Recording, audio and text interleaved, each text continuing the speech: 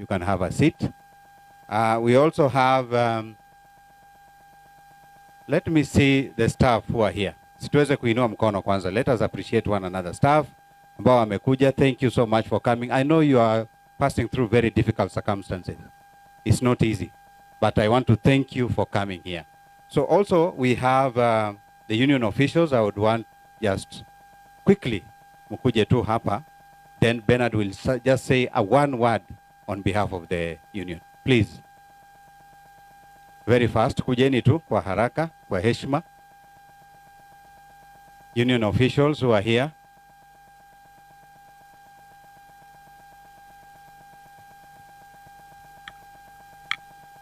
Your Excellency, our guest of honor, area member of parliament, our board of directors, senior managers, and our clergy. Na wafanyakazi wenzangu, hamjambo. Naitwa Bernard Onyonyi, mwakilishi wa wafanyakazi. Huyo anaitwa Rosbeth Onyonyi, ni treasurer wa branch. Jacqueline Simeo, chair lady. Masilikan Samuel, committee member agriculture. Matakili Stanley, committee vice chairman. Eric Mchocho, committee member factory. Naomba mwende mkae niongee kidogo kwa niaba ya union. Your guest of honor, Your Excellency sir, nimepewa dakika moja lakini nafikiria nitachukua 5. Na naomba sana nieleweke. Kwanza nataka kuanza kushukuru Your Excellency and the area member of parliament. You have always been there for us. Kuanzia kwa mambo ya nuclear, mambo ya salary arrears yenye bado tunatarajia lakini hatujapata. Umesimama na sisi. Juzi tumekuwa na football team. Ulitusaidia sana, ambapo hata timu yetu leo inacheza this weekend wako Kisumu. Allow me say 1 or 2 things, Your Excellency. Bishop Wera amesema hapa kitu kwamba ni mwamko mpya. I will not want to question the word of God. I do not intend to. And board member Mr. Chumo, I don't know how you picked me out. Wakati nilikuwa nimekaa pale, nimekuwa kwa mawazo mengi sana. Kwa mawazo mengi sana. And I want to be candid na I want us to begin from Your Excellency. Why are these guys few? Mbona hawa wafanyakazi ni wachache? This is not a quota of employees wa Nzoia. You know them. You have always been here. The reason is they are unable kutoka pahali wanakaa wakuje mkutano wa leo. They are unable. Leo hii we are talking about 21 months without salary. Huyu mtu nitakana akuje kazi. Huyu mtu nitakana. Bishop, you've talked about Wilberforce, who is your brother and he's an employee here. He's sick. Most of us will wish to reach him. Na tumwambie pole. But ukiuliza sana ujue hata wengine hawajui ni mgonjwa. So mimi lango hapa ni kwamba Your Excellency, tunashukuru sana kuna mikakati arrears ya hawa, lakini imefikia pahali inafifia, ni kama wakulima kwanza. Fine, wakulima wakilipa kwanza tutashukuru kwa sababu itakuwa inapunguza. Pia wana mahitaji. How I wish that msukume kiasi yenye, you know, we always talk about we are number 3 in command. We always talk about kwamba sisi ndio tulitilt ile ratili ikaenda kwingine. But you look at the allocation at the moment, hii pesa yenye wanapatiana viwanda, Sony is getting more than Nzoia. When we ask, we are being told atunajua nyinyi mlikuwa mnapewa na serikali ile nyingine. Ile serikali nyingine sio hii. This is a different government. Wacha watu treat kama watu wenye tulitilt hiyo ratili na rikakaa kwa kiti. Haiwezi kufika saa hii ndio tunaanza kuambiwa ati hapana, unajua nyinyi mlikuwa mnapewa. Tulikuwa tunapewa na mwingine. Saa hii tuko na wengine. Hao wengine pia watu waangalie, watupee. Because huwezi kufa na watu wanapenda kuja kula kama umekufa. Sasa you won't benefit wakati umeaga. We are losing employees, Your Excellency, kwa sababu ya they cannot manage to take care of themselves. So ni ombi langu kwa niaba ya, if I do not mention this, Your Excellency, I will be doing a lot of injustice to these guys. They are suffering. And their suffering was the reason why me and my colleagues, we just traveled to katafuta Speaker of the National Assembly. Tukaambia hapana, hali Nzoia ni mbaya, the factory is almost collapsing. Give us a board. Speaker gave us a board. We thank God, the board is in place now. But now, ukiuliza hawa watu sahi, fine, board ilikuja is almost miezi kadhaa in line. Omwami governor, litungu lifumianga nana. Litungu lifumia olifuile. No sahi bano bahola barie. Their kids are at home. Many of them have deferred. Yani, these guys are living a terrible life, Your Excellency. You know, sisi tunaongea na tunaondoka, mtu anafikiria hapana, branch ni mtu ya kuongea tu. But these guys are suffering. Mimi nimekaa pale machozi imetoka. Machozi inatoka kwa sababu gani? Your Excellency, saizi gari langu ndilo ambulance la wafanyikazi. Mfanyikazi akiwa na shida usiku, mimi ndio ninaamushwa. It pains me. Tuko maombi hapa, tumeomba mara ngapi? Saizi ukienda hapa factory sahi, miwa ilikuwa inatakana tuanze factory leo, Your Excellency. Miwa ilikuwa harvested on Thursday. It's not yet in the yard. And you want us to believe kwamba we are having a mwanzo mpya. How? How long are we going to cheat ourselves? For how long are we going to cheat ourselves? Tusimame hapa, tusema ati ni mwanzo mpya, tunaenda fanya. These guys are not decision makers. These are guys to implement decisions zenye zimefikiwa na top management. And in the event top management is not making right decisions, hawa wafanye kitu gani, Mheshimiwa Makali? That is where we are. Wafanye nini? And that is where now the board comes in. We have a lot of respect for the board. We have a lot of respect for the board. I want to mention this as ili tuelewane from here, tunaenda barabara gani? Board iliingia, tulikaribisha board na mikono yetu yote. Your Excellency, these employees have a lot of respect. Na uvumilifu sio wa kawaida. How I wish you set aside one day, Your Excellency, and come and have a session with just hawa wafanyikazi wadogo. Wachana na top management. Wachana na anybody. Just come and have a session with them. Hawa tu peke yao. Kaa chini ya miti na hawa wafanyakazi tu, utasikia yenye utashangaa. Utasikia yenye utashangaa. Na mbona mimi maybe sikuwa naelezewa hii? Tumeomba Bwana CEO, tumekuomba kwamba leo ilikuwa ni siku ya maombi. We want to have a session with now sisi employees peke yetu. Hawa wafanyakazi vifua zao zinapasuka, Your Excellency. They have a lot kwa roho zao. We want a session where they can vent.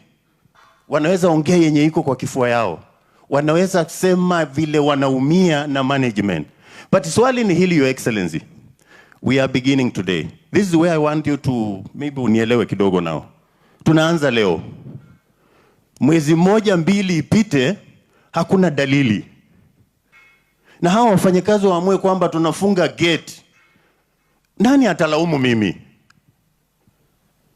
Because that is where we are headed.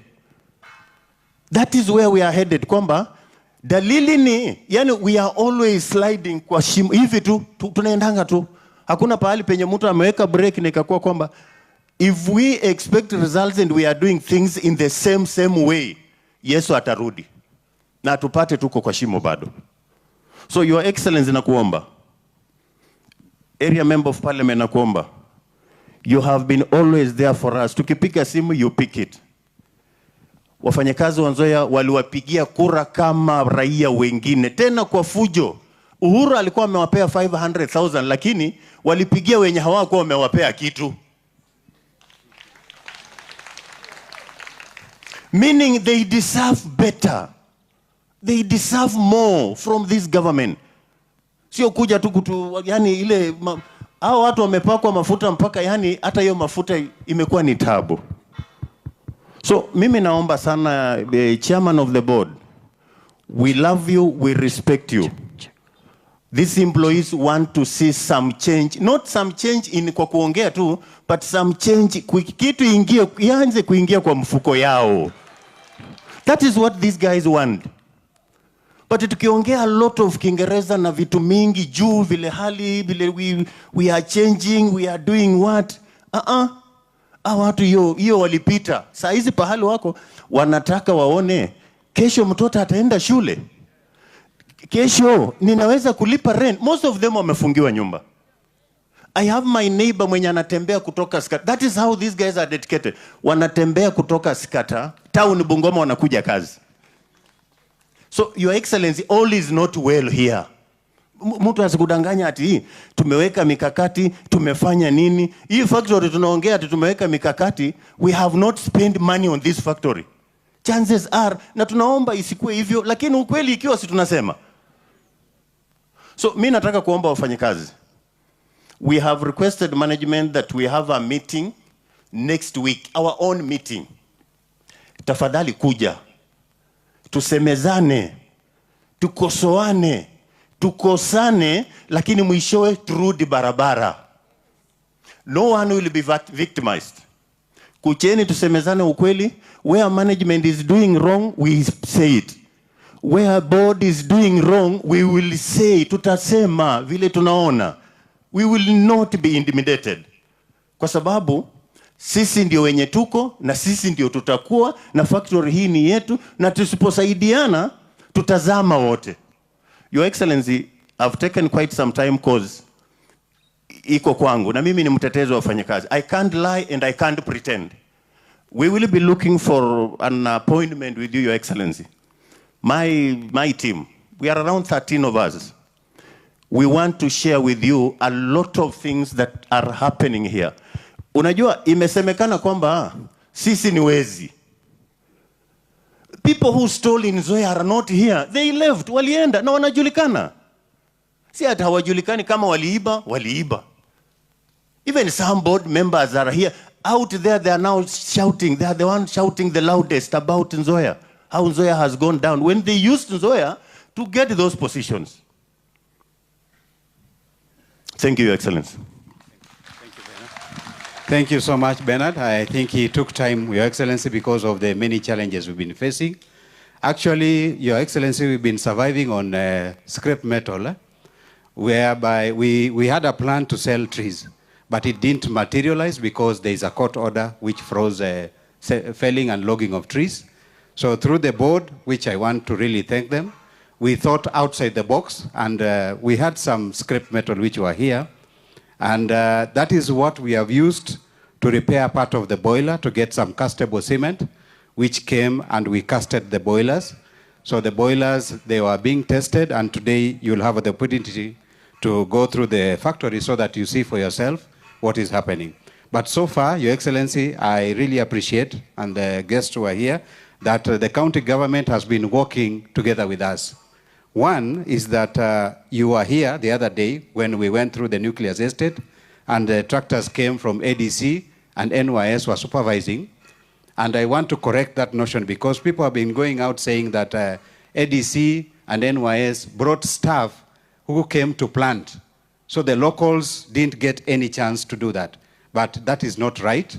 What happened was that the ADC brought 6 tractors together with 16 personnel, and 1 personnel from the NYS. And that is where actually they plowed the land, but when it came to planting, it is the local people who planted in the nuclear estate. So actually we provided employment to people surrounding the nucleus, and I am proud to say that out of the 4,000 acres which was fallow, 1,200 has already been plowed and planted. So that is not a mean feat. We have really tried with the little resources that we have gotten from our scrap metal.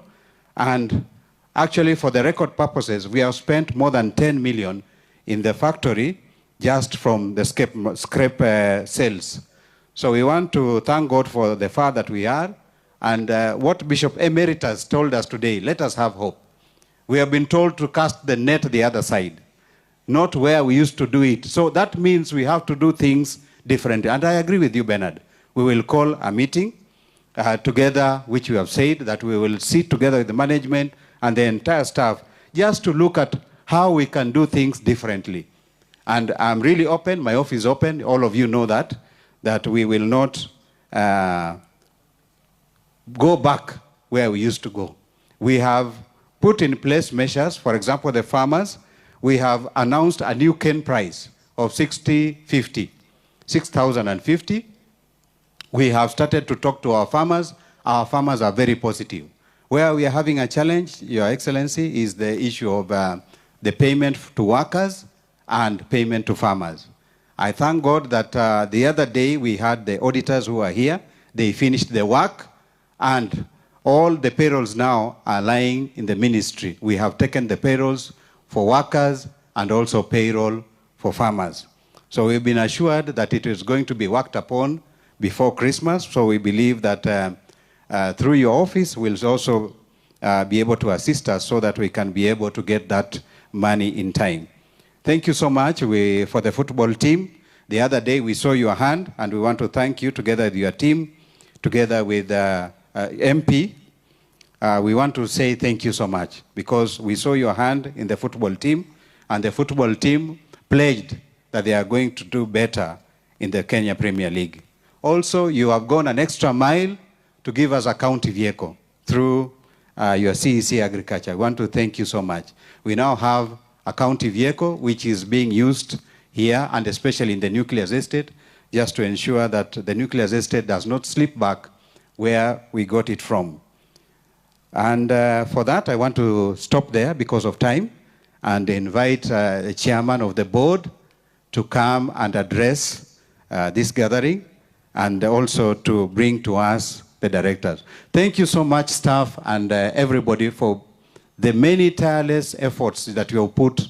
For the 4 months, tumeenda bila chakula, but I thank God. Ile pesa kidogo tulipata, tulikuwa tunapata shilingi 2,000 kuanzia MD mpaka sweeper. Tulikuwa tunapata shilingi 3,000, shilingi 2,000, shilingi 1,000. So tunashukuru kwa uvumilivu wenu, and we pledge that when now we are starting the factory, things will be okay. Thank you and God bless you. Asante sana Bwana MD, Your Excellency, Governor Lusaka, Honorable Member of Parliament for Kandui.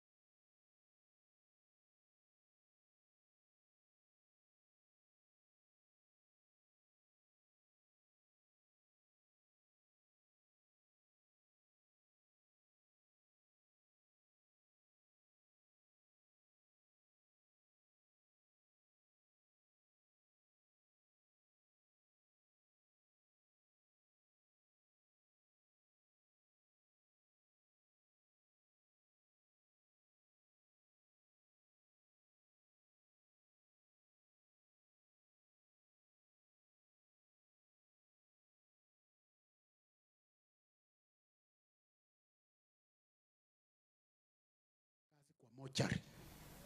Yani hapa ilikuwa mochari. Unajua kuna watu kwa mochari who are very important. They are called morticians. Kazi yao ni kusafisha zile miti za wafu. Wale watu tayari wamekufa. Ndio burial ifanywe. Morticians. Sasa wakasema sisi ni morticians. Sasa mkianza kutuzomea Bernard morticians, mtu ambaye anasafisha mufu, mtu amekufa. Kwa maana hakuna matarajio ilikuwa hapa Nzoia. We are doing 8 months. They are talking of salary of 20 months. Abana bao kweli. Lakini saa hii ndio, and I'm going to account for what I've done. And I have a witness. One of the witnesses that I have is called His Excellency Governor Kenneth Makelo Lusaka. Mwami sina kunanisye. Sina kunanisye. Ata wa nyangada wa mbololi no chakubona president nile romanga sali anamo astre kama kwa kakangati. Nimesumbua Governor Lusaka sana. And I thank him because he has been very patient. He's generally a very patient person.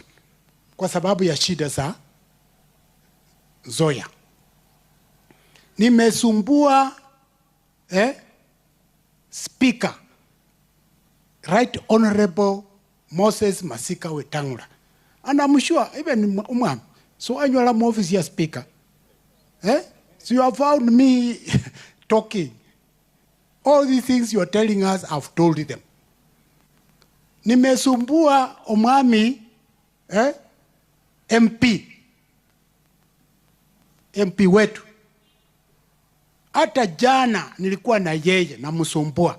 Omami, we are reopening. Lakini wicha ichobo leko sindu sidai, obo leko balimi, obo leko bananu, wafanyikazi. Salia nano, bandu be nani yanga balia nano. God willing, they will say something. Because Bernard, haja ya a leader, the main essence of leadership is to give hope to your people. If you can't give hope to your people, then you are not supposed to be a leader. Give hope.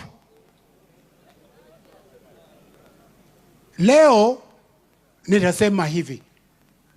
Leo ni tofauti na siku zingine. Siku zingine nimekuwa naomba.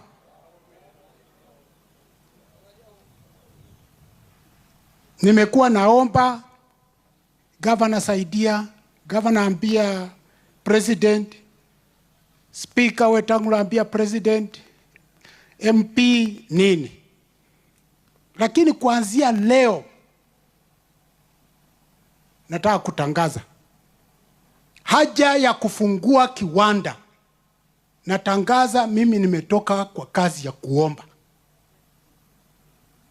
Kwa maana tutaanza kusiaga sukari leo, kesho, Monday, sukari yetu itakuwa wapi?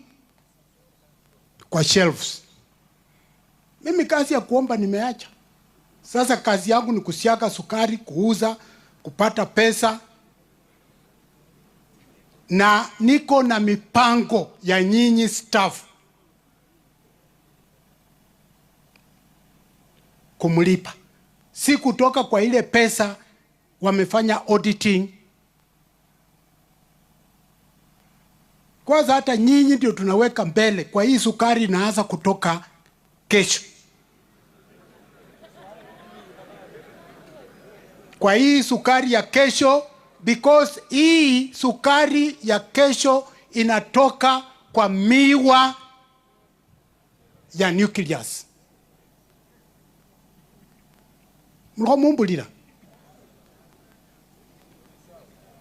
So, instead ya mambo mengi, Bernard, MD, naona finance manager anaitwa nani, Peter is here and others. Mkutane next week. Na tunataka mkue hapo. Vile sukari natoka, ikiingia huko, ile pesa inaingia, hiyo pesa igawanwe. Na mimi nimepeana vile sukari itagawanwa. Staff wapate 1%. Kwa hiyo sukari tunaanza kupata kuanzia Monday.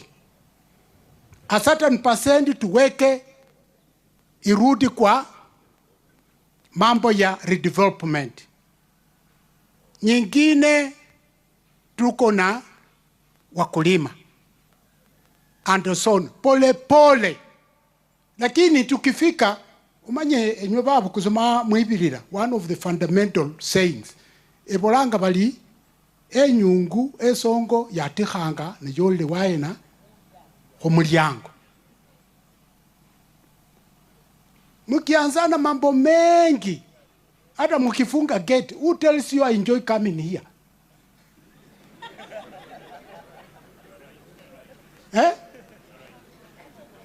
Hata mimi nataka nipange mambo yangu Januari, sitaki kuonekana hapa, kwa maana ile kazi nilipewa itakuwa imeanza kufanyika. Then we address other issues. So, nataka kushukuru nyinyi ambao mmekuja kutusikiza, mpeane hiyo ujumbe. Bwana MD, upange waanze kuuza sukari kuanzia next week. Tuanze kuuza sukari kuanzia nini?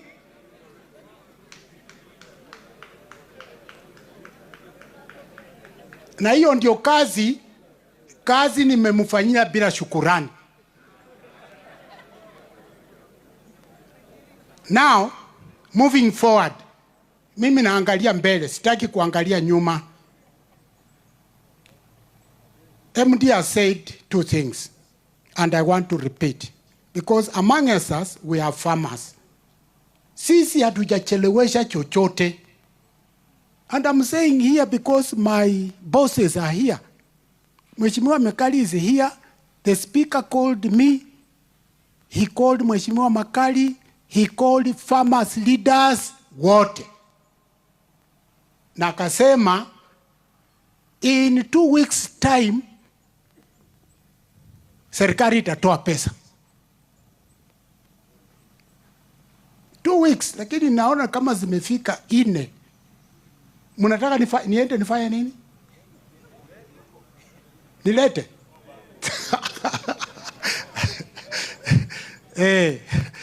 But I also understand where we are in the country.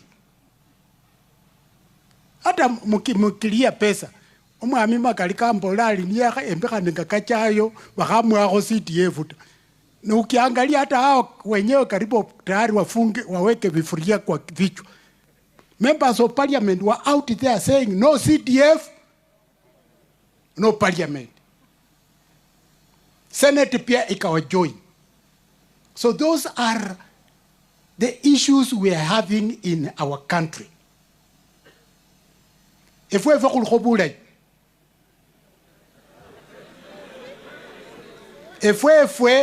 why am I saying that? Because we have a nucleus that we have. Ata nocha kwa bene kumukutano kina Soni, kina wapi. Sisi tunashukuru serikali walituma ADC wakatulimia shamba. Na saa hii wanarudi tena kulima nucleus. Wanarudi, tumengojea mvua ipunguke kidogo ndio warudi. So as I started leo, kulingana na mimi niko na furaha, ndingo mundu niyo kucha kurundura libimba. Gabanja busa kufungule machine abarundule libimba. Finally, I'm a person who lives by faith. Bishop, the two of you are here. Bishop Were ananijua sana. We grew up together. Wewe sasa umenijua. I've reached this far by faith. If it was faith, omwana wa kendangena mwacha nikamakia. Nimemwambia mara ya kwanza kuvaa viatu ni hasoko. Bishop Wera alikuwa anavaa viatu na mimi natembea mguu mfupi chochote. Lakini kwa sababu ya kuvumilia, yeye anavaa viatu hata mimi navaa viatu.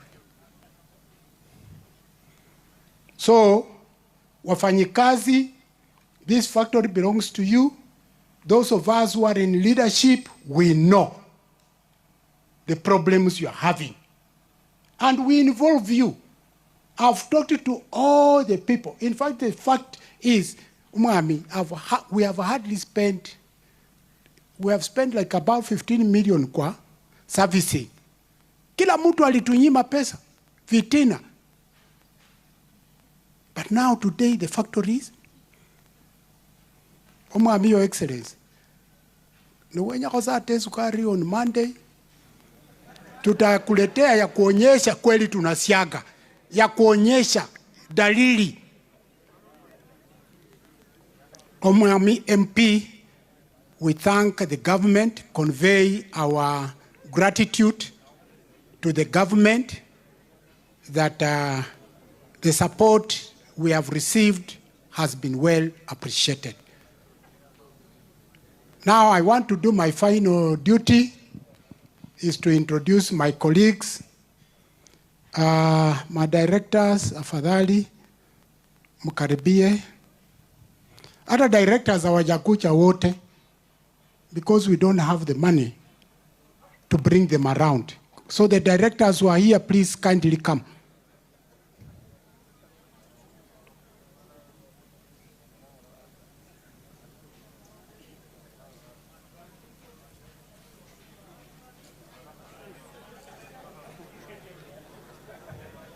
Hawa ndio directors ambao wameweza kufika na wako hapa. Nataka Bishop, wewe umeongea, nadhani wamekusikia. Sasa huyu ni director mkurugenzi wetu, anaitwa Bishop Patrice Jumba. Ni jirani wetu tu, anatoka hapa ng'ambo. Na mara mingi tunamweka mbele kwa mambo ya faith, imani.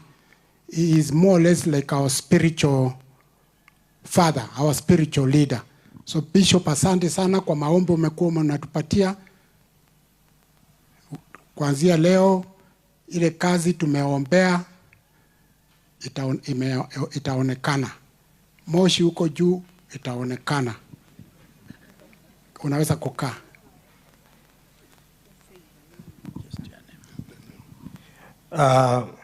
Your Excellency, sir, all protocols observed. My name is Benson Chahasi, Director. Ino, Director. Mheshimiwa ndugu yangu Governor, Mheshimiwa Makali na wenzangu, hamjambo? Mlembe. Bwana Yesu asifiwe. Asante. Chief Guest, the mood ulikuwa kwa bunge na tunasemanga read the mood of the house. So nafikiri sitapitisha hapo, umesoma mood. Asante. Governor, all protocols observed. Wafanyikazi wa Nzoia, Bwana Yesu asifiwe. Bwana Yesu asifiwe. Tafadhali mfurahi. Leo ni siku ya furaha na Mungu atatenda. Tunaamini, atuamini. Si Bishop ametuombea? Let's have faith and live in hope and things will work. Tunaelewana. Kwa majina naitwa Millicent Abudho, mimi ni director. Asanteni. Your Excellency, our guest today, the area MP, the area MCA, and the administration and all protocol observed. Managers wetu, habari ya leo. God is good and all the time. Mimi nitasema tu kastori kadogo tu, alafu niende kukaa. Kama ni kastori kama mama mjane. Huyu mama alikuwa na watoto na hakukuwa na chochote. Na hao watoto ilikuwa lazima wakule. Huyu mama alikuwa anachukua sufuria, anawatuma nje, anapanga mawe, anafundika ile matawi ya ndizi, anawekelea mawe mengine juu na anawatuma walete kuni. Anajaza kuni kwa moto. Hawa watoto wanaoga, wanakuja kukaa round ya ile moto. Sasa mtoto mdogo akauliza, kwani hii viazi yako mami hai hivi? Anasema kidogo tu. Ule mtoto akilala anaenda kumlaza until all the 5 children went to sleep. But who is God? The following morning, a neighbor walked in with a heavy shopping. I thank the governor is here. Maybe is our guest mwenye atakuja na heavy shopping, si ndio? So bwana governor, vile tu Director Sula amesema, you can read the mood. Maybe you and our area MP, you are our guest. You may come with a shopping one day. Mbarikiwe. Kwa majina naitwa Elizabeth Iminza Mdukiza, Director.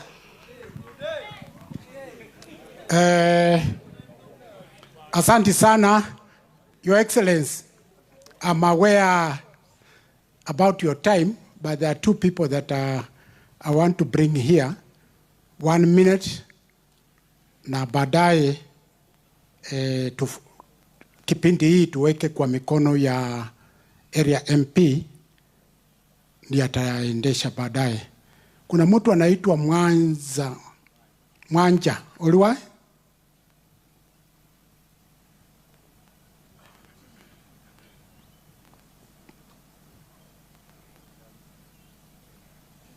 Mwanja ana represent chairman of NOC. His Excellency the Governor, area MP, and all protocols observed. My name is Robert Ika Mwanja, Nzoia Cross Company Director. Chairman amefiwa na ndugu yake, amenituma nimpresent leo. Mimi kama msimamizi wa wakulima, kazi yangu pora wakulima ulipwe tu. Tumekaa na hao management na chairman huyu ameeleza ya kwamba ile paka loko ya zamani serikali ilichukua itatulipa before Christmas. We hope it will happen. Alafu wamesema hii wakikata sahi watalipa kwa wiki 2. We hope it will happen. If it doesn't happen, we shall be on them. Lakini naomba kila mtu ambaye aka hapa aambie watu nyumbani wote wakulima wa miwa wapatie Nzoia Sugar Company miwa yao. Mimi nilikuwa nafanya business Webuye, saa ile pandwe palianguka. Watu wengine walikuwa wameweka wanawake, alienda Siaya kwa mkuu bila kuambia family anaenda, kwa sababu akichukua vitu watoto wamvuata, papa anaenda wapi? Sasa anaenda tu.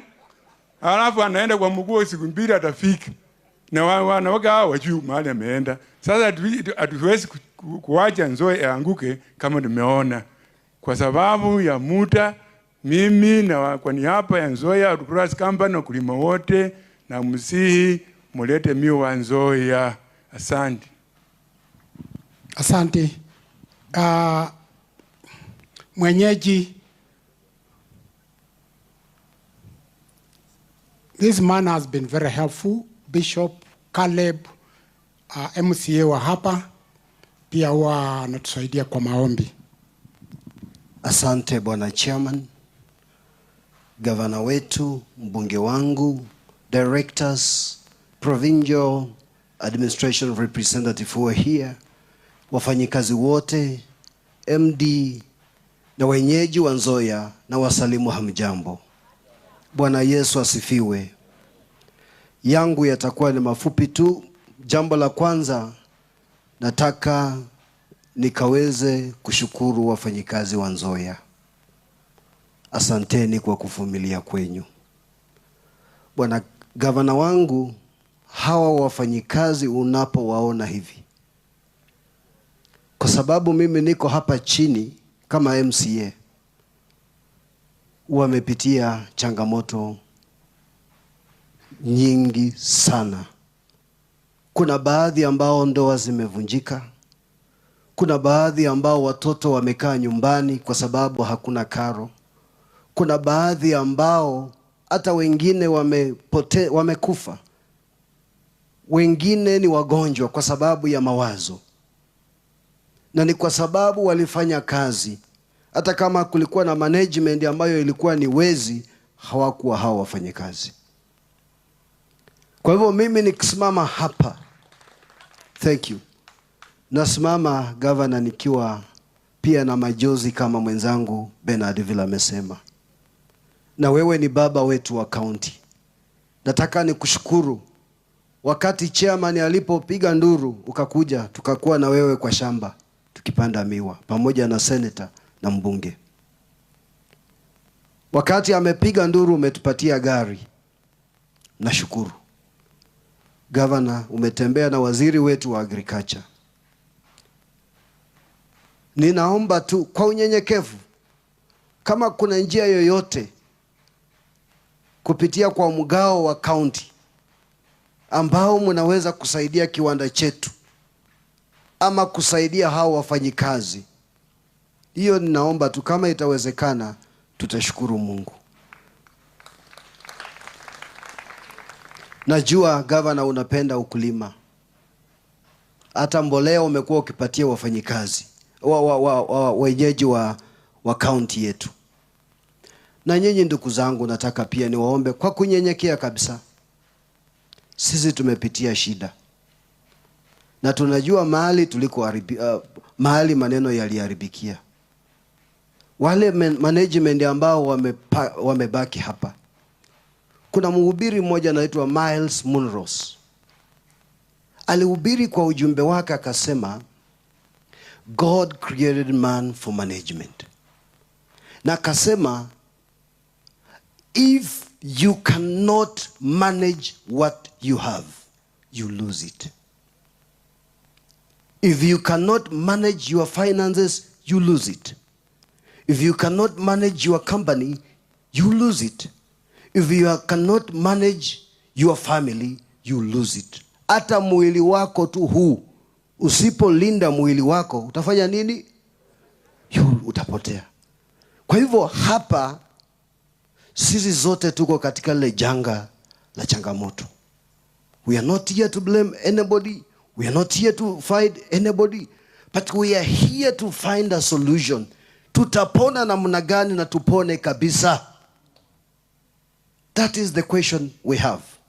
Mwisho, mbunge wangu, baba yangu wa Roma angekuwa hapa ningemuuliza haya maneno. Vile sisi tuko hapa, tuko na serikali ambayo tunaisupport. Nimejua mwenzangu wako nitamleta. Tuko na serikali ambayo tunaisupport. Na kila wakati watoto huwa wanakuwa na wivu, si ndio? Kama mtoto amekuwa mzuri, ukimtuma anakimbia anakuja, alafu wakati inafika mahali ya kukawa vitu, unapatia mwenye yako na kiburi. Huyu mwingine anasikia namna gani? Si atasikia vibaya. Sasa hayo ni maombi yangu.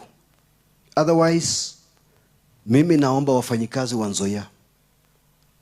Sisi ndio tunaweza kufanya Nzoia ifanye kazi, ama Nzoia ikose kufanya nini? Kazi. Because mna ujuzi. Hata ukichukua gavana umpeleke kwa boiler kule, ataweza kufanya kazi kule kweli? Ama kuchanganya chemicals? Ni sisi. Kwa sababu ni sisi, na tumepitia changamoto, na tumeanza tena kusaga miwa, na waomba kwa unyenyekevu. Najua tuna njaa. Na kama tuko na nafasi, tuko na miwa yetu, situfanye kazi, na tuamini huyu chairman maneno ambayo amesema ya kwamba sukari ikianza kutoka, kwa sababu yeye ako, wakati ule hatukuwa na board na saizi tuko na board. I want to believe that things will not go wrong. Otherwise, wafanyikazi, ningekuwa nimevaa kofia ningewavulia kwa sababu ya uvumilivu wenyu. Thank you so much for your patience. Thank you so much for loving Nzoia. Yani mtu anakuja tu, bwana Governor, hata hakuna kufanya kazi Governor wangu, lakini hao wafanyikazi wamekuwa wakikuja tu, watembeeko tu kwa kampuni yao kwa sababu wanaipenda, na hii kampuni imetoa watu wengi kupitia kwa masomo na mambo hata michezo. Nashukuru sana. Asanteni na Governor, asante kwa kukuja Bukembe East Ward. Nimekuwa nikilia nikikutamani pia uje, na leo umekuja, nasema asante. Thank you mbunge wangu, asante. Huyu mbunge, wala ambao hawajua, wakati walikuwa napeana basari, alitupa shilingi milioni 4 na akagawa bila upakuzi. Mbunge asante. CDF wakileta tena, kumbuka na ukumbuke hawa wafanyikazi pia wa Nzoia. Ya mwisho, Governor wangu ametembea na waziri wa afya. Hii hospitali yetu iko hapa Governor. Hii nakuomba tu, kama kuna madaktari, kama kuna madawa, kama kuna njia yoyote ambayo unaweza kusaidia hospitali yetu hii ya kampuni, itakuwa baraka kubwa sana. Watu wetu wasikufie kwa manyumba kwa sababu hamuna madawa. Watu wa Bukembe, Nzoia, thank you so much for voting me in as the MCA of this region. Thank you and God bless you. We'll work together as a family. Allow me to, thank you. Allow me to bring my colleague, Honorable Edwin Obora. We work together with him. Yeye ni chairman wa Atawambia, ambaye pia tunafanya na yeye kazi. Wenzangu wengine mnawatarajia, kuna uwezekano watakuja, lakini baadaye. Asanteni sana. Mungu awabariki. Thank you brother. Our governor, our area MP, chairman, all protocols observed, na wafanyikazi wa Nzoia, mjambo. Kwanza kabisa ni kumshukuru Mungu for this day, na pia kuwashukuru wafanyikazi wa hii kampuni. Tumesikiza mambo ambayo yamesemwa hapa from the MD to the chairman, and I also want to thank you wafanyikazi wa Nzoia Sugar. Kuvumilia miezi 21 bila mshahara sio mchezo. Chairman, ulisema mambo ya hope. These people, they have hope, and that's why they did not leave this factory. They have faith, na vile moshi itaanza kutoka hapa, pia mimi naungana kusema wao wakuwe wa kwanza wapate mishahara yao, pia wa enjoy Christmas. Kwa wafanyikazi, you have shown the will, and now there is a way. You have shown that you have hope, you have faith in your company. Na pia nashukuru wa viongozi wetu, Mheshimiwa mbunge, governor, kwa vile mara ya kwanza walikuwa wanasema wanaenda kuuza hiki kiwanda, na wakapigana huko. Hata rais akija hapa tukasema hii kiwanda yetu haiwezi kuuzwa. Mimi nashukuru juzi vile wamesoma parastato zinauzwa, Nzoia Sugar haikuwa hapo, and I say kudos. Thank you Mheshimiwa for fighting courageously for these people of Bungoma. It requires boldness, na tunaomba kwamba utazidi zaidi kupigania hawa wafanyikazi wa Nzoia na farmers. Mimi natoka kwa outgrowers zone, na leo nimekuja kushuhudia kwamba hii factory yetu inaenda kuanza kazi, so that I can also give hope to the outgrowers kwamba msiuze miwa yenu iende huko kwingine, tulete hapa Nzoia. Sasa chairman, ukifanya kazi na hao wafanyikazi, hii miwa ikianza kukatwa, mimi hata leo nimekuwa kwa matanga mahali nikawaambia naenda Nzoia kuhakikisha kwamba moshi inaenda kuwaka. Naenda kutangaza injili, tulete hapa miwa ili pesa zetu zikuwe hapa. Mwisho pia mimi niko kwa kamati ya agriculture. Niko hapa na waziri wangu na niko na governor. Najua governor anapenda mambo ya ukulima, na naomba kama in the next financial year if there's a way we can also still support Nzoia sugar in our budget, wacha tuweke pesa kiasi, hata kama ni milioni 100 ikuje boost hapa. Sisi kama kamati tusaidie kusukuma ili hao watu wapate nafuu. Sina mengi zaidi ya hapa. Nawatakia heri njema, nawatakia Christmas njema. Naomba kwamba hii Christmas pesa itoke hapa, msherekee na familia yenu, ili mkianza mwaka mpya muwe na nguvu zaidi, tujenge Bungoma yetu, tujenge Nzoia yetu, na Mungu awabariki. Asante sana. Na mwisho tuko hapa na wakilishi Bwana MD, ulisema wa banks hawataongea, wajionyeshe tu. Managers.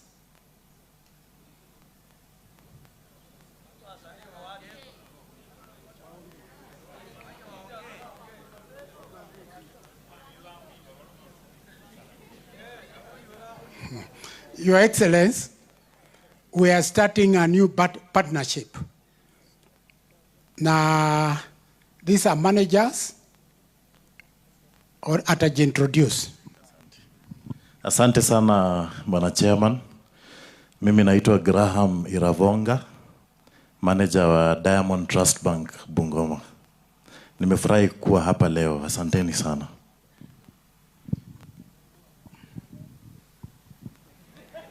Governor, waheshimiwa wote, kwa majina naitwa Mr. Crispinus Wanyangu, branch manager National Bank. Sitaongea mengi, lakini najua hii safari tumetoka mbali, na pia kuna wafanyikazi wenye walikuwa wamechukua loan National Bank, hata salary advance wengi hawajaweza kulipa hizo loan, lakini tunatarajia kwamba huu mkataba tutaweza kusaidiana na tuone Nzoia inafufuka, inaendelea mbele. Asanteni. Asante sana. Tumefanya mkataba na hawa, njia moja ya kurahisha mkulima akitaka pesa afanyie mambo yake, staff pia akitaka, hata wengine watafungua. I think MD, we are going to give them space here. There'll be, yeah, we want to bring on board as many friends for Nzoia as possible. Ndio tukasema wakuje leo waone tukifungua kiwanda, because we are going to be proud owners of a lot of money. Sasa nataka kwa Omwami Makali kindly. Mnajua this is our area MP. Ametutetea sana. What most of you people don't know, what you people don't know is that the government has written off 54 billion shillings. Ile madeni ilikuwa inatusumbua. Ile madeni nyingine wakati nilifika hapa wanafunga stima, KRA wanafunga accounts, nini. They have been written off. Now we have a bit of breathing space. He has done a great job. Mwami, Mungu akubariki. Mimi sitarudi tena. Vile mmesema tuanze kuona pesa. Bernard, kuanzia next week tuanze kuona pesa. Sawa? Asante.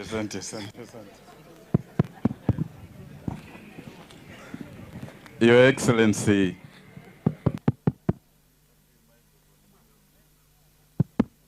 Your Excellency, Governor wa County number 39 Bungoma, His Excellency Kenneth Makela Lusaka, mwenyekiti wa halmashauri ya kampuni yetu Nzoia, pamoja na madirectors, Mheshimiwa Bishop Caleb, mwakilishi wa hapa, Bwana ACC, mawaziri wote ambao wametoka kwa serikali yetu ya county, men of God who have prayed for us, watu wenye tumetembea nao kutoka kwa ofisi, na my dear employers, samjambo. Mbona wakimkono Kenya wewe bandu befwe? Najua ni huzuni lakini wazee msihuzunike sana. Kwanza kabisa nataka kuwashukuru nyinyi kabisa kwa kuweza kupata nafasi kuwa hapa. Kwa sababu hata Biblia inasema kuja tusemezane tuweze kupata suluhisho la matatizo yetu. Mimi vile nilikuja mapema nikapita hapa kuwa na watu wote nikasema hai.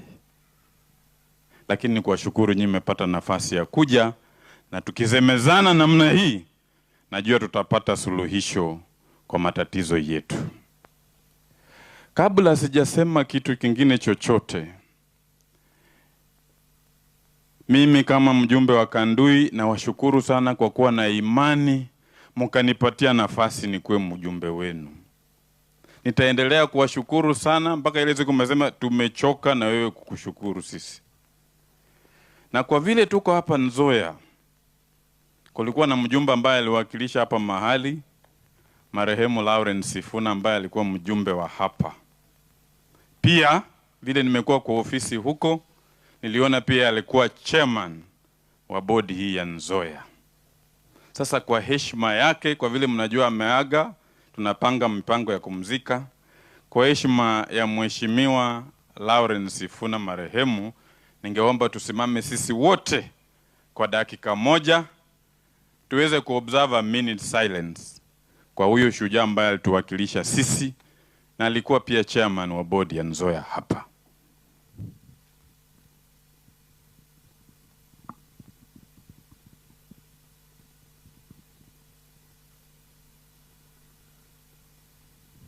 May his soul rest in eternal peace. Ketini, asante. Kabla sijasema maneno yangu kwa sababu nilikuja hapa na haraka sana kuwa nataka kuanzia hapa na nia yangu ilikuwa nasema nikitoka hapa moshi lazima inawaka hapo Nzoia. Nimesema nina cancel activities zote za leo na sitoki hapa mpaka moshi waka hapa Nzoia. Sasa tutakaa hapa tusemezane kwa sababu kama nyinyi mnalia mimi pia nalia. Kwa sababu kama nyinyi mnalia mimi nilikuwa nacheka. Kabla sijasema kitu kingine, wacha kwa heshima kuu nimuite mwakilishi wa county commission ako hapa, Madam SCC. Na akikuja labda atatambulisha machifu wote ambao waka hapa kwa sababu ya muda. Madam SCC, ambia watu serikali na krauni nasema nini?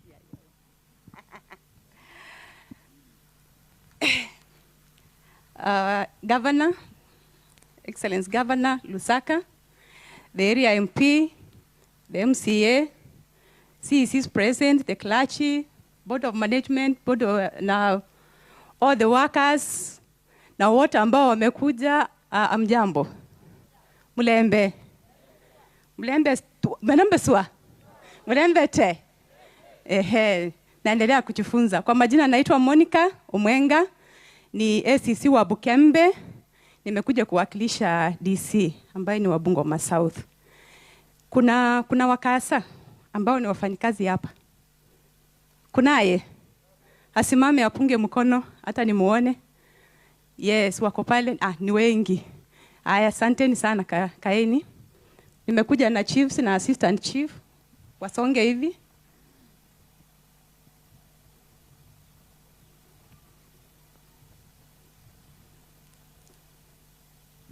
Yes, tulikuwa na assistant chief wa Kongoli, nadhani mnamjua. Huyu ni chief wa Bukembe, Martin Kwata. Yes, najua anajulikana. Na huyu ni Namtembi ambaye ni chief wa Namirembe. Yes, tumetembea na wao kuonyesha our solidarity with you people. Tumesikia maneno yenu na hata si hapa tu. Tukiwa kwa ofisi zetu ni wengi mmekuja kwa ofisi.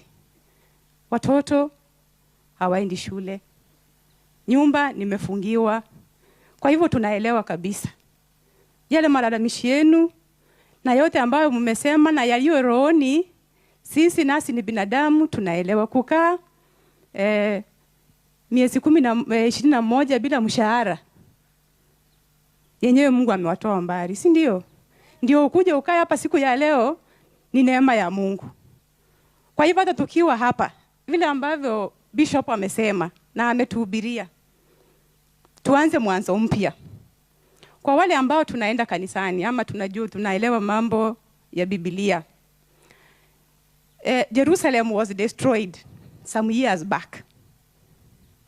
Unaposoma the book of Haggai 2, there was a prophet called Haggai. Mungu alimwambia enda uambie Serubabeli ambaye alikuwa ni governor wakati huo na Joshua, uambie kuwa hii nyumba ambayo ni ya Jerusalem itafanya nini? Itajengwa tena. Na akaambiwa it will be more glorious than it was before. Tunaelewa hiyo maneno? Si tuko na Mungu. Tunaamini Nzoia it will be more glorious than it was before because we have faith in God. Na Mungu hata wacha hii shida yote tumepitia tufike hapa tena atuachilie. Ndio sababu nataka kushukuru uongozi wa kampuni umeamua tukianza huu mwanzo mpya tuanze na nani? Na Mungu. Tuanze na Mungu. Hata sisi kama administration tunafurahia watu wetu wanapokuwa na chakula ya kukula, wanapokuwa na pesa ya kupeleka watoto wao shule, wanapokuwa na njia ya kuishi. Tumekuwa na cases of insecurity hapa around. Wezi kidogo, visa vya uhalifu kiasi. Na tunapouliza wananchi, mnafikiria ni kwa nini hizi kesi zimeenda juu? Tunasikia ni Nzoia. Vijana hawana kazi. Wamama hawana njia ya kupeleka watoto wao shule. Watoto wameacha shule sababu hakuna pesa. Kwa hivyo tunapokuja hapa tunaamini Mungu atafanya nini? Hatatenda. Ndio kiwanda chetu kipate kuinuka tena, tupate pesa. Hata biashara hapa around unapoangalia biashara zimefungwa. Yes. Ningewaomba kama wananchi, let's support our factory. Uwezi wacha kwako kukiungua uende kuzima kwa wenyewe. Si ni ukweli? Ukienda kuzima kwa wenyewe utarudi wapi? Si utapata kwako kumeungua. Yes, let's support our factory. Na vile ambavyo tumeambiwa kuna matumaini. Serikali imepromise inashughulikia haja zetu. Kwa hivyo nawashukuru sana na Mungu awabariki. Asante. Nilikuwa nimemwambia asubuhi pile tulikutana kwa ofisi kuwa akifile hizo report za asubuhi kuwa Bukembe kunakaa namna gani. Ongeza tu wakulima wanaumia na wanataka walipe pesa pamoja na wafanyikazi. Yaani hiyo report tu ya asubuhi ya intelligence huko kunakaa namna gani. Swali ni moja tu, wakulima na wafanyikazi wa Nzoia walipe pesa. Wacha tena nichukue nafasi hii kwa sababu tuna mawaziri wako hapa. Tuna mawaziri wawili, wacha niite waziri wa afya wasalimie, alafu taita waziri wa kilimo because agriculture is a devolved function na lazima serikali kuu na serikali ya county siweze kufanya kazi pamoja kuhakikisha kwamba tunatatua hii tatizo la Nzoia once and for all.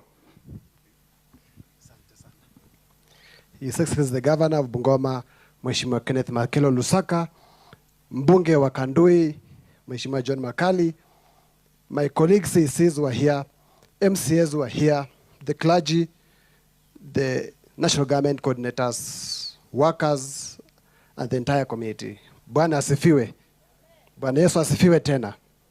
Kwa majina naitwa Dr. Andrew Wamalwa, nikiwa waziri wa afya katika serikali ya gavana wetu Lusaka. Mimi pia nataka kuwashukuru sana kwa kuwa wavumilivu kuja hapa ili kuhakikisha kwamba kampuni hii inaanza upya. Sitasema mengi, lakini jambo moja tu, mbunge. Nashukuru kwa sababu kufungua tena Nzoia inaenda kuwa na manufaa katika afya ya Bungoma. Sasa hivi tunaona kwamba maambukizi ya virusi imekuwa juu katika Kandui constituency. Hiyo ndio namba moja. Kwa sababu nini? Watoto wetu wamerudi kwa barabara. Bukembe and Kandui, they are now hotspots. Mimi naomba sana sukari isagwe vile Mheshimiwa Khang'ata amesema ili watu wawe na pesa mfukoni, watoto wetu wasije wakaangamia. Asante sana. Asante sana waziri. Hawa watu wafanyikazi wa Nzoia hapa, mimi nikiwaangalia wanapata 411 kidogo. Wacha niombe kwa niaba yao. Hii dispensary yao hii tafadhali. Hii dispensary yao hii, simwasaidie tu, muhakikishe iko stock pamoja na wale nurses wakienda through these difficult times wapate hapo matibabu. Nataka kushukuru governor sana, kwa sababu najua kuna wakati moja team came na ukawa support. Sasa I think governor, hawa watu yetu dispensary yabwe bandu wefwe bayete gogo mwami in these very very difficult times. Tatu, kwanza kabisa nataka kuwashukuru nyinyi sana. Haya. Hapo tumpigie waziri wa agriculture makofi, waziri wa kilimo. Huyu waziri wa kilimo tulifanya na yeye kazi tamu ya kwanza sana. Nataka tusemezane kwa sababu one of the proposals that is being made about management is the county government. Kwa sababu agriculture is a devolved function. Na katika ile sugar bill tulikuwa tupitisha kule katika bunge, we have given the county government a lot of stakes in the management of factories. Sasa waziri, kazi kwako. Thank you very much. Your Excellency Governor Sir, Honorable Member of the Assembly, MP of the area, Honorable John Makali, the MCS present, my colleague CEC member, we had also the CEC member for gender, but she has left. Alafu, the board members, the chairman of the board, wakulima na staff ya Nzoia Sugar Company. Hamjambo. Hamjambo tena. Najua hata hamna nguvu ya kuitikia, si ndio? Mimi kwa majina naitwa Dr. Monica Salano Fedha. Mimi ndio CEC member wa agriculture, livestock, fisheries, irrigation and cooperative development.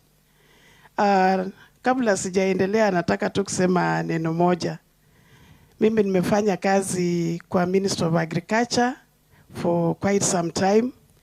Na yule mtu alinipendekeza niwe District Agricultural Officer alikuwa dada ya huyu MP. Ako na dada, nafikiri she retired. She was called Bibiana Walela, Your Excellency. So kabla hatujachaguliwa kuwa DAOs, tuko na wale walikuwa wanaenda East College, Embu Agriculture Training College. Alafu majina zinapendekezwa wale wanaweza kuwa DAOs. Na yeye wakati wanasema nani anaweza kuwa DAO kule Kisumu West, yeye ndio alipendekeza kwamba mimi naweza kuwa DAO. Nimekaa hapa na nimesikiliza the plight of the Nzoia farmers and the plight of the staff. Mimi nasema poleni sana, because as an agriculture officer nataka kuambia kwamba sugarcane is a cash crop and it is a high value crop. Miwa, unaweza kuza miwa na unaweza pata faida na unaweza kuwa na pesa mfukoni unapokuza miwa. Lakini nataka kuwapatia wasia wakulima wenye tuko hapa. Your Excellency Governor, there is a problem in production and productivity of the sugarcane. Eka moja ya miwa inaweza zalisha up to 63 tons. That is 63,000 kilograms of sugarcane. Lakini unapata wakulima wetu pengine amepanda eka moja ya miwa, hafanyi what we call good agriculture practices. Atapanda hiyo miwa ndio, hata palilia, hata weka urea. Natarajia apate pesa. Haiwezekani. Iko wale wanapata only 1.5 tons per acre badala ya kupata 63 tons. Mnaona mahali makosa iko? Yes. And it is because I think hatuna wale extension officers ambao wanaenda kufunza wakulima jinsi wanaweza kuza miwa. Tumeambiwa kwamba Nzoia Sugar Company au factory is 98% government owned. Na ndio sababu sisi serikali tuko hapa, His Excellency Governor is here, Member of Parliament is here, kwa sababu tunajali maslahi yenu. ile kwa sababu imeongelewa kwamba pengine county government inaweza weka kidogo pesa kusaidia hii factory, there need to be a framework, Your Excellency, maybe we shall consider so that tuone njia inaweza vile tunaweza saidia hii factory. Alafu maneno ya the profits from sugarcane. Ukiwa umevuna vizuri hiyo miwa yako, tuko na ile wanaita gross margin analysis, the return to a shilling. Ukiinvest shilingi moja kwa upanzi wa miwa, intakana upate 4 shillings profit. That is why nasema kwamba miwa iko na a lot of profit, lakini mpaka tujikakamue kama farmers. Tusipofanya good agriculture practices, hatuwezi pata mavuno ya kutosha. Na ile pengine njia yenye serikali inaweza saidia. His Excellency Governor ni chair wa Agriculture Committee wa Council of Governors.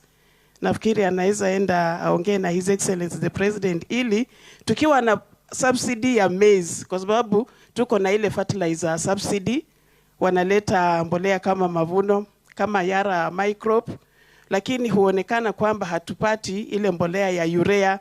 Urea ndio fertilizer yenye tunatumia kwa miwa. Maybe tunaweza kuwa na mikakati ili hiyo mbolea ya urea pia ikuje kusaidia wakulima wa miwa.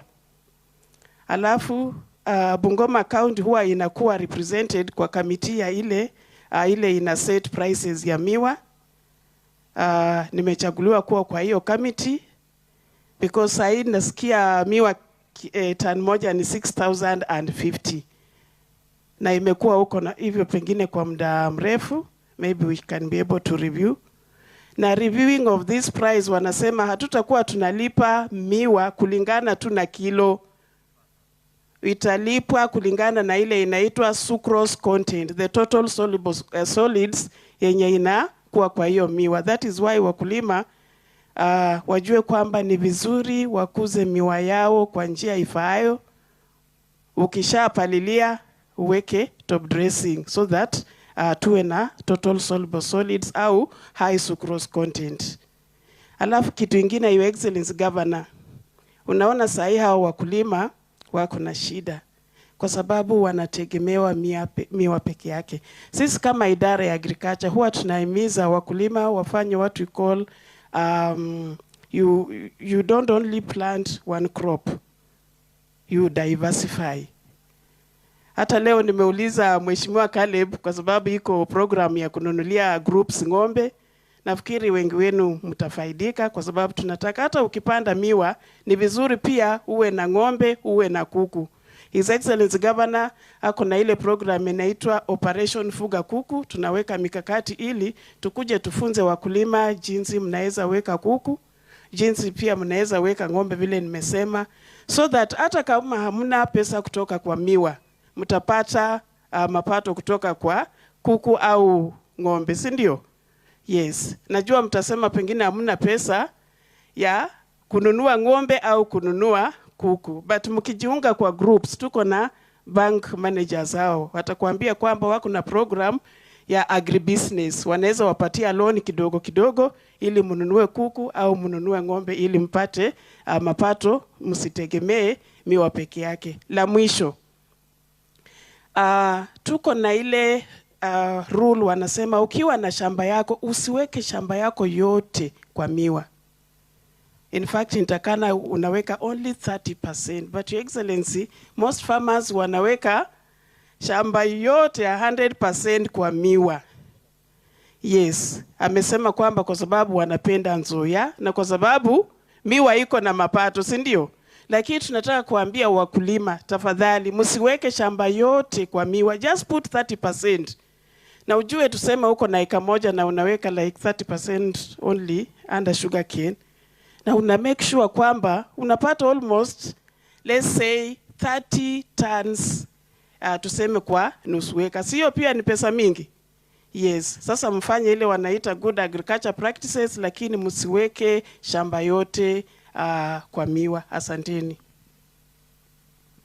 Hebu tumpigie makofi waziri wetu wa kilimo. Kwanza nataka kuwashukuru wakulima na wafanyikazi, kwa sababu kama ungekuwa nyinyi hii factory haingekuwa hapa. Nataka kuwashukuru tena sana kwa uvumilivu wenu. Vile huyu chairman, huyu secretary general wa Sugar Plantation Workers vile aliongea kwa uchungu sana mpaka mimi karibu machozi yanitoke.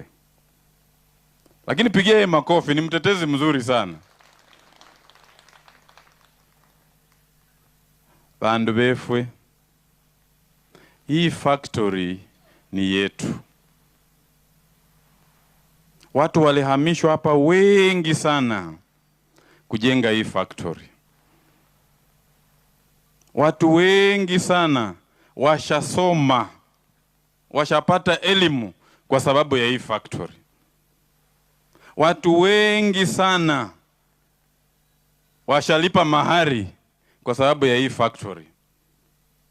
Watu wengi sana wamepelekwa nje kusoma, kupata elimu, maarifa kwa sababu ya hii factory.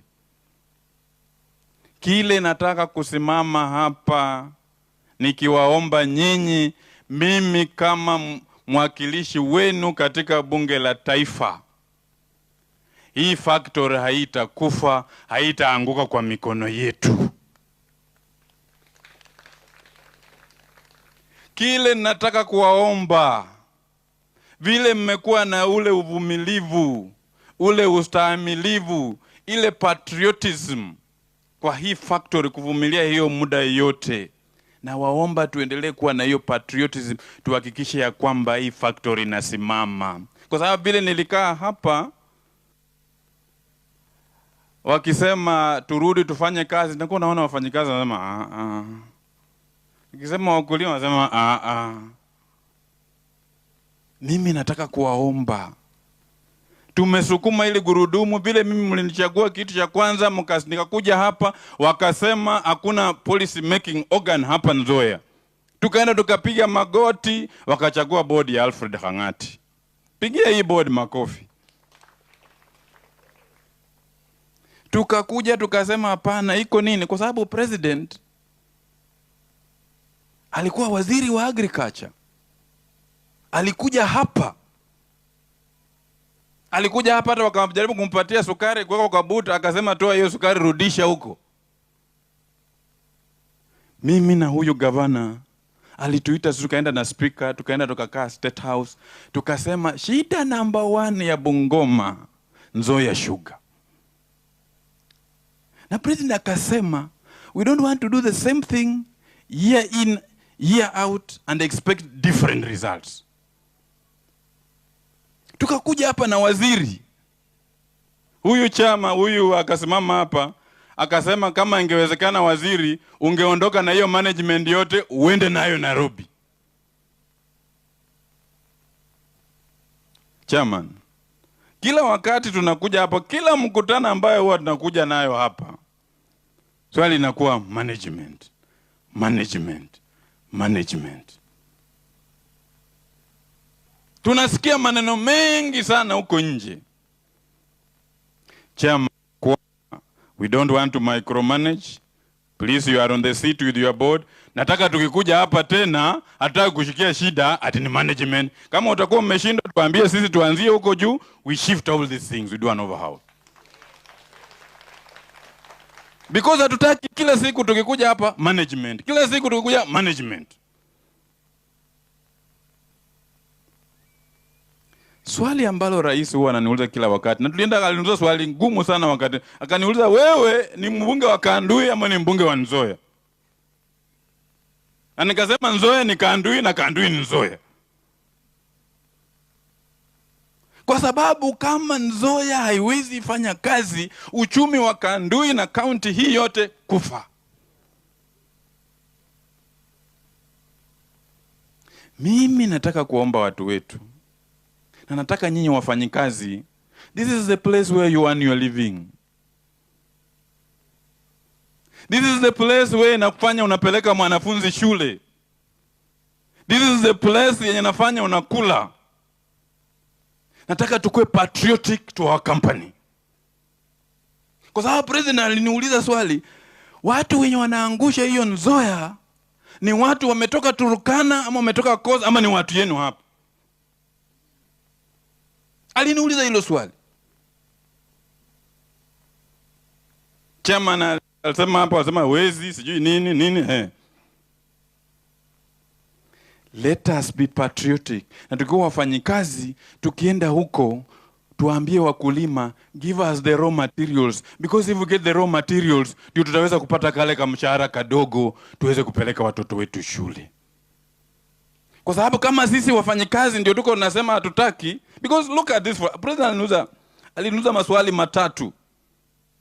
Akaniuliza simiwa wakulima walipanda, wakapeleka kwa factory ikasiaga hiyo miwa, ikauza sukari ikatoka. Akaniuliza kama sukari iko bado iko kwa warehouse Nzoia, mimi nitakupatia pesa uende lipe. Lakini kama sukari hakuna, uwezi endo kashaga miwa alafu unakuja unauza mtu mwingine ende lipa. Akasema that one does not make business sense. Akasema sukari ilishagwa na pesa hiyo ilienda wapi?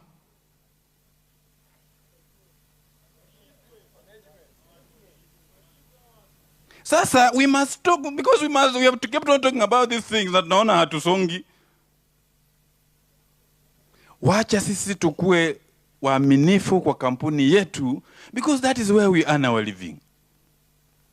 Nataka kuomba Bernard, kama kutakuwa na hiyo mkutano, mimi pia nataka nikuje nikue kwa hiyo mkutano, kwa sababu we must get the views ya wakulima and we must address this thing head on. We must address this thing head on. We are tired. Saa 9 ya usiku, huwezi hata kulala usingizi. Unafikia Nzoia tutafanya namna gani? Na mimi siko tayari kurudishwa nyumbani kwa sababu ya Nzoia, kwa sababu ya watu wachache. Siko tayari. Nilibeba file kwenda kotini nikachoka nikatoka huko.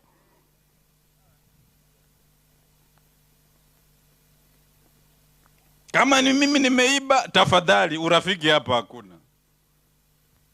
Mimi nataka kuomba, vile tulikuja hapa na rais, hata hatukuweza kupewa nafasi kuongea. Kwa sababu rais alikuja akapita hapa kwa nucleus na ndege. Na akasema, nyinyi mmesimama na kijisahani mnaomba, na angalia shamba msitu. 14,000 acres. 14,000 acres tumelima eka 6,000 ama 4,000 peke yake. 8,000 ziko msitu. Alafu tumesimama kwa njia na bakuli tunataka tupewe pesa. You know, we must say these things watu wetu. We must say this, we must address these things, hard facts. Tulitembea huko kwa nucleus na governor huyu, na nashukuru governor sana. Tulikuwa naona weeds, hatuoni miwa. Sasa lazima sisi wenyewe tukionyesha watu wengine vidole tufanye kazi ikuwe rahisi. President alikuja akasema hata hii ya mwezi ongea. Mnaona nucleus vile inakaa. Tafadhali watu wetu, let us make this thing our own. Let's own up this thing. Tuweze kuhakikisha kwamba hii factory yetu inasonga mbele. Sisi hatujafanya kitu chochote. Ndio president alikuja hapa hakutoa pesa. Sisi tumeenda huko, tumekuwa na conferences huko Kisumu, Kakamega, tuseme hii Nzoia tutafanya namna gani? Sisi tumekaa katika bunge tukasukuma mpaka kwa cabinet tuhakikishe hiyo 117 billion shillings that is owned by sugar factory zikuwe written off kwa nje. Tulienda na huyu governor, maana kupeleka governor no chimbi. Tulienda kukaa naye kwa Profesa Ndungu tukasema tafadhali sisi nyumbani tunakufa.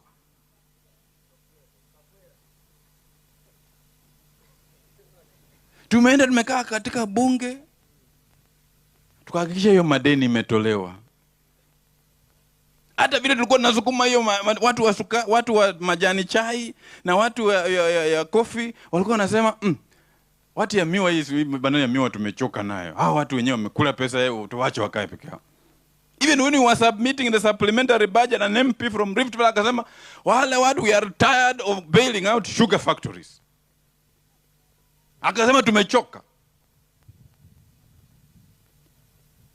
The long and short is this. Wakulima wetu nawaomba kwa roho ya unyenyekevu kabisa, tafadhali mlete miwa kwa factory yetu. Wafanyikazi wetu, tafadhali nawaomba. Sitaki kuuliza hilo swali tena, ati nani huwa wanaangusha hiyo Nzoia yenyu. Wacha tukue waaminifu, tufanye hii kazi kwa kazi yetu, tujenge factory yetu. Mkue wafanyikazi wetu, muende mkue ambassadors wetu huko wazuri kwa wakulima, muongeleshe wakulima, museme leteni miwa. Kwa sababu tuka hata wafanyikazi, kuna wakulima wako hapa, lakini hawaleti miwa hapa. Wanapeleka West Kenya. Nao lilo mwana.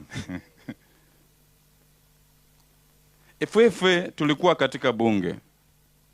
Mnajua saa hii uchumi vile huko. Sisi tulisukuma katika supplementary budget kwa sababu katika ile main budget hawakuweka pesa. Tukasukuma wakaweka 13 billion toward sugar reforms. Tukahakikisha ya kwamba this pesa ya kulipa wakulima na wafanyikazi imewekwa. Lakini sasa hiyo pesa unajua inawekwa kwa karatasi. Walikuwa wamefunga ile inaitwa IFMI system.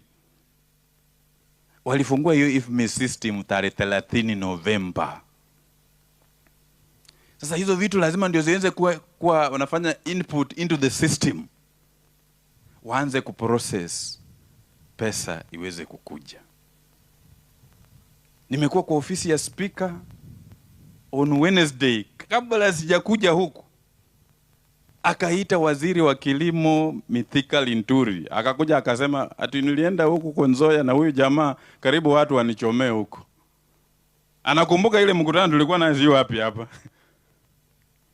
Tukasema once that money is inputted in the system, wacha wakulima na wafanyikazi walipa na factory ianze kufanya kazi. Kwa sababu ikianza kufanya kazi, it can be able to pay, generate money to pay. Sasa kile kitu na wale ambao walisikia hata hotuba ya rais, alisema we were going to do sugar reforms, maybe farmers will have a Christmas present before they go for Christmas. Sasa kile kitu tunawasihi watu wetu, be patient. Sisi tunasukuma gurudumu kwa sababu sisi hatuwezi kuja hapa kuwadanganya nyinyi. Kuweni na imani na sisi. Sisi tutasukuma ile gurudumu kuhakikisha ya kwamba Nzoia inaendelea kuwa na tunajenga hii factory yetu. Mwisho kabisa, kabla sijaita governor.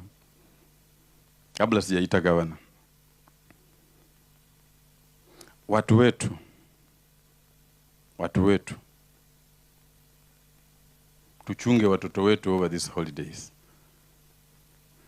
Tulikuwa na reputation mbaya sana as a constituency kuwa sisi ndio na lead in the whole country kwa mimba za mapema. Alma wakanichekeleza wakasema kumbe huyu Makali anaongeanga hapa maneno ya miwa, kumbe wanachukua wasichana wadogo wakipeleka kwa miwa. Sasa badala ya kufight for miwa, pia mimi niko kwa maneno ya watoto wadogo. Sasa watu yetu nawaomba tuchunge watoto wetu wadogo wasichana. Tuweze kwa kusianga kama papai na kimiba ni ya kuchia school. Lakini nataka kuomba wazazi, usitume mtoto mdogo, msichana, anaenda unakuta saa 4 ya usiku, aka anatembeza vitu town. Mtoto asikuja na simu mpya, unasema, hii ulipata wapi, leta hii.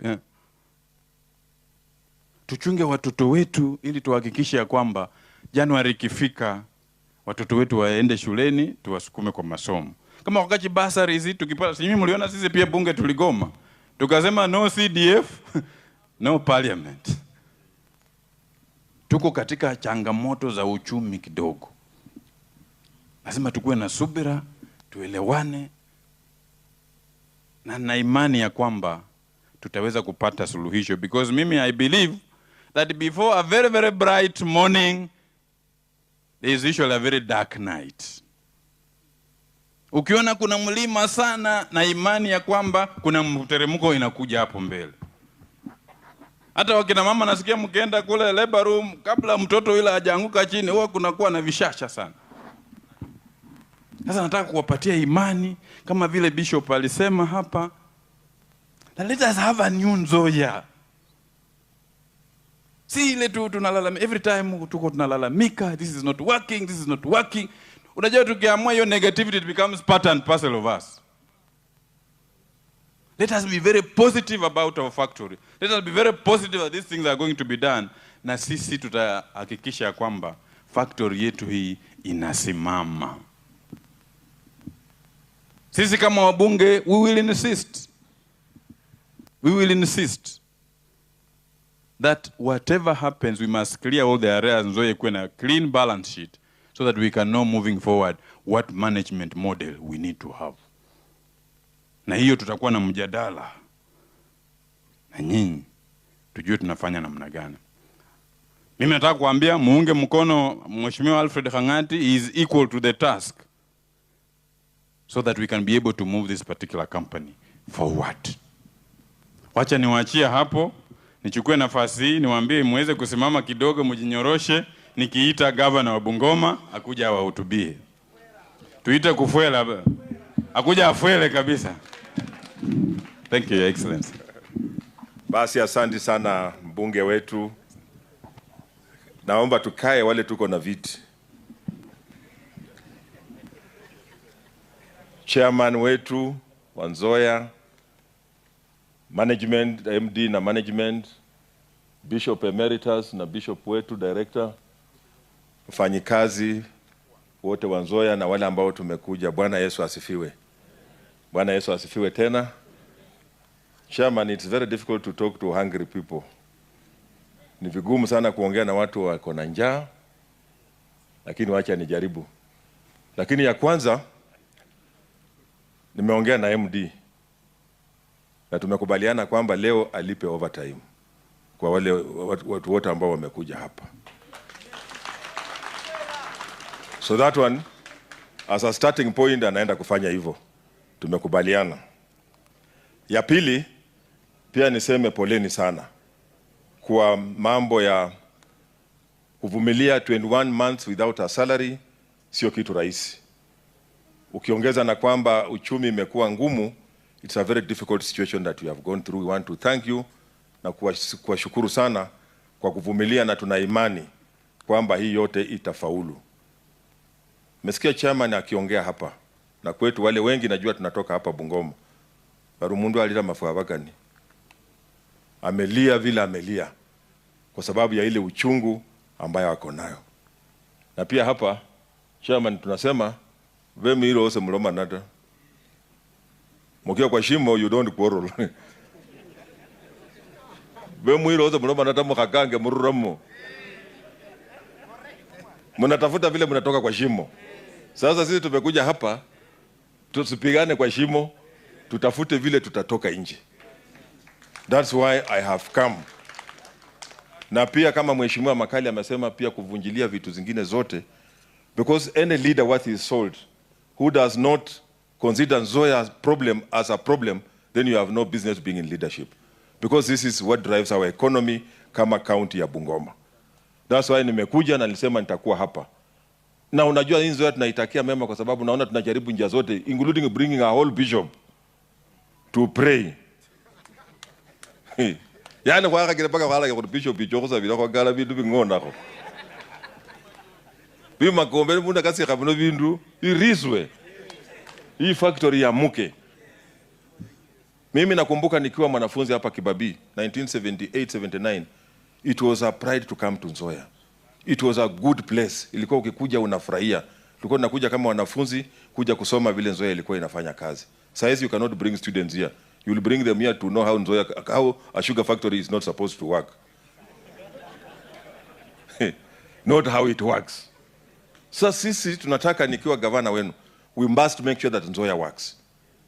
Lazima ifanye kazi. Na tuliwaambia tuhakikisha, and I want to thank the leadership wakati huu. Umanya mkishikana kama leaders na mkiimba kwa sauti moja, mtasikizwa. This Nzoia was on the way kuwa privatized. Hiyo ni ukweli. Lakini tulienda sisi Mheshimiwa Makali na wote speaker na nani, tukaambia president mood kwa ground ni tofauti. Windu ground hivi liko tofauti. Kwa chane ndio vino mheshimiwa hata 2027 ni ukhabira yota bakakupe mabali. Maana baza kubola bungasi ya kukisa tamini mtu yako ya mkono. Mambo inaweza kuwa mbaya. Mwenye wachenja kwa Nzoia. So akasema tufanye namna gani vile mheshimiwa amesema kweli, akakuja akaona pia akaona nucleus yetu tutembea huko na ilikuwa ni aibu. Hakuna kitu, weeds are more, lakini ndio akaleta ADC tractors na nini tukuja kufanya kazi. But we must also stop using this Nzoia for politics. Unyola somundu kemi na mtao he does not even understand what Nzoia is doing. Na alikaye tuwaka mbo Nzoia khanesi na bana bari kukhola bati wache siasa. What we want is for Nzoia to work, not politics. Politics tuweke mkutano huko poster ground, tuongee huko na uongee mambo ambayo unayafahamu. Anano bantu 21 months without a salary. This is what we should be addressing. Bamenyabarie, not populist politics that is not going to help us here. Tunapozungumza, mimi niliombea wenye banda kwa Msango, tulikuwa Kakamega. Mheshimiwa unakumbuka wakaniweka kwa Msango. Wakaniambia Governor Bungoma kuja zungumuza na acha nao lazima kwa Nzoia. Nikaambia president, watu hawajalipwa, wafanyikazi hawajalipwa, wakulima hawajalipwa, iko deni kubwa. Nikapikiwa makofi, nikakaa nikafikiria sinatoboa. Wakati president alisimama, aliuliza maswali mheshimiwa amesema, "Sinyi mlishaka miwa, mkapeleka kwa factory, mkauza. Sasa hiyo wakati iliuzwa hiyo pesa ilienda wapi? Ndio mnataka mimi nilipe nyinyi. Ni kama kuweka maji kwa gunia. Hakuna maji usitanga kama ejwa acho mwe gunia, ngawaza kama ejwa mwe gunia. Wetu kama ejimba, yani umeweka kwa pitless hole. Hakufuele. Banda kumusango no naleka na bande bati bintu bino chiva. Nabula president wacha tutaongea hiyo behind the tent. Tutaongea nyuma ya tent. Na akaniambia sasa ile kitu nataka ufanye unisaidie ni kufanya verification. Na nimetuma timu hapa, the MD can confirm. There was an audit team ambayo imekuja 1 month and they have verified all the records. Sasa mimi nikupeleka kuambia mheshimiwa rais nimefanya ile uliniambia.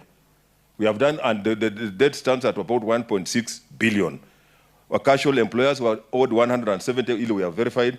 Farmers 257 and contract workers about 179. So we have verified that report niko nayo, nataka kupelekea mheshimiwa rais so that we can now start. Vile tumeanza kushaga hivi, sasa isikuwe excuse ingine kwamba hamukufanya verification therefore we can't pay. Na tulienda pia kwa Professor Ndungu vile mheshimiwa amesema na tukawakilisha mambo yenu, and we shall continue pushing because we know if Nzoia does not work, hata hapa politics itakuwa ngumu. It will be impossible because the regime no boloris. Orenzo ya kwa revival ndio mala yafuga. Yafu ile bakodoko aboko lori. Imekufia mikono yako. No wana makali anende wasiwasi sana sakona ngata. Sikira yafu ile bakodoko bakali aba kubusako kwa kujola. Na sisi wote viongozi. So we must use everything that we can to make sure that Nzoia survives. County government vile nimeuliza mambo ya dispensary, nilikuwa nimeahidi on Monday my minister is here, we have agreed that analeta nurse na kuleta madawa ili hiyo nini iweze kufanya kazi. We have agreed. Barabara pia sio mzuri. I've talked to my nini kutoka Bukembe, pia tunatafuta mafuta mheshimiwa chairman tulime hii barabara mpaka hapa. Iche yola nani. Awasa ndio kusira basi. Niko kwa zile baadhi ya kupanga reja sana. Hata Nzoia team wakati wamekwama mlikuwa na harambe hapa, nikaleta shilingi 1500 to support the team because pia hiyo inatuweka katika inatuweka level ya juu. So mimi personally I'm committed to make sure that at least Nzoia survives. Na vile tumesema wakulima wengine pia tulete miwa yetu hapa Nzoia. If Nzoia survives, our economy will even grow. Watu watakuwa na pesa kwa mfuko, you will not need bursary, you will not even need scholarship. Kwa sababu utakuwa na pesa kwa mfuko. Kumutambo kumubi. Enjale mbiba yagira maika na mwana, atamanya bali kumufuka kandi bali kumupeza ine. Fine. Bali maika enjala se ndo mkhwe. Kumbe anatenda kupiga fine. No, sindu bali kumutambo. Nende enjala are things that we must push away. And it's a shame that Bungoma County, one of the most productive counties, bado poverty levels iko juu. na this is what can really save us. So mimi nataka tu kusema I came and I want to witness. Hata mikutano mingine nimesema waendelee, hata matanga nimesema kalio kachia kama zikasa kawe changata. Ka Yesu nache ne kimi akakia yero fuchi binacha Israel. Na amwola honda kana bakupia sibi bakusikhano, lakini nimefika. Naona kana kosi pia zikawe changata tutaenda. Lakini Nzoia efufuke. Nzoia efufuke. That is the most critical thing for us. Na board mjaribu, na washukuru mmejaribu. Despite the difficulties that you have going through, but you try. Kotut. MD. Sasa zingine hii sasa tunaongea chini. Unaongea na mzee mwenye inji kwa hiyo lugha. Ubola kwa soko raka kwa alikuwa minga no bola kwa use shortwave bwana. Sasa uko hapa na tunaumia namna hii. Wewe bana mwikuta kwa sio na kukonile na loma kwa mulu ita. Alisema no Nzoia ne kwa bese kimiti mose kiriota. That's why you are here. Tumia shortwave pia shortcut kidogo inapita namna hiyo. Na mwe na ako sile. Jamuge missing karara nini namna hiyo. Ne Nzoia ni moto ingia nini karara namna hiyo. Hadeni pesa inakuja. Hapo za waida. Basi wameuliza mambo nikienda kumalizia sikia za kwenye hapo kule muda mrefu. Wameongea mambo ya vile tunaweza kufanya kama county. Tutaenda tuone vile tunaweza kusema. Ubaya wao MCA wanaongea tu wakiwa kwa public. Lakini tukirudi huko ndio natakana wanatoa pesa kwa budget. No mwabo wala sema rukuche kureko mana nara kana muzia kwa haba budi. Haba budi. Sisi tutaenda kukaa. Sige bola ngabune banda kumusanga. Bari governor manange senda aho wao ndio wanatoa. Barusia kwa zote muzia kwa daida. Bishop bwali yana. Lakini mkitoa haba budi sasa ndio manyire bubeita. Na aho beani takuruka kipetero. Bwana Yesu asifiwe. Ningalita. Lakini ile mkutano wamesema mheshimiwa ukikuja wacha mimi pia nikuje. Let's be in that meeting. Let's be in that meeting. Let us sacrifice because vile hata wamesikia ACC akisema if there is no employment insecurity inaenda juu. Insecurity will go up. Kama watu hawana kazi ndio unaona hata early pregnancies inaanza kukuja. Sikia bandu now the only source of enjoyment kucha kwa kama kwako.